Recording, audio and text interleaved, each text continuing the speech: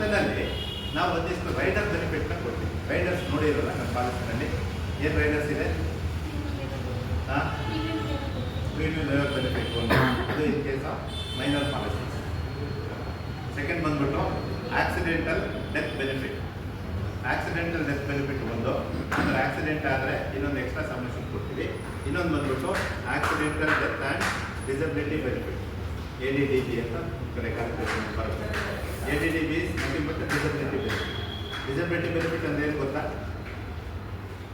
ನೀವು ಪಾಲಿಸಿ ಮಾಡಿದಾಗ ಬರೀ ಅವ್ರು ರೈಡರ್ಸ್ ತೊಗೊಳ್ತಾರೋ ಬಿಡ್ತಾರೋ ಬೇರೆ ವಿಷಯ, ಆದರೆ ಆಕ್ಸಿಡೆಂಟ್ ಬೆನಿಫಿಟ್ ಅಂದರೆ ಏನು?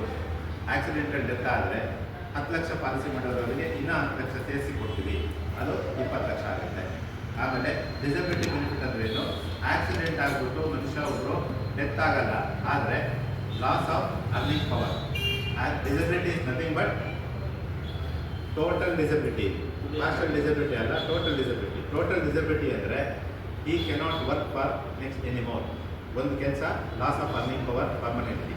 ಇನ್ನೊಂದು ಬಂದ್ಬಿಟ್ಟು ಲಾಸ್ ಆಫ್ ಕೆಲವೊಂದು ಐಟಮ್ಸ್ ಅನ್ನ ಇಟ್ಟಿದ್ದಾರೆ, ಅಂದರೆ loss of both legs, loss of both hands, loss of both eyesight, ಈ ಥರ ಎಲ್ಲ ಒಂದು ಪ್ರಿಸ್ಕ್ರಿಪ್ಷನ್ ಇದೆ ನಮ್ಮಲ್ಲಿ. ಇದನ್ನು ನಾವು ಡಿಸಬಿಲಿಟಿ ಬೆನಿಫಿಟಲ್ಲಿ ಸೇರಿಸ್ತೀವಿ. ಸೊ ಡಿಸಬಿಲಿಟಿ ಬೆನಿಫಿಟ್ ಅಂದಾಗ ಈ ಡಿಸಬಿಲಿಟಿ ಬೆನಿಫಿಟ್ ಬಗ್ಗೆ ಭಾಳ ಏಜೆಂಟ್ಸು ತಿಳ್ಕೊಂಡಿರಲ್ಲ, ಭಾಳ ಜನರಿಗೆ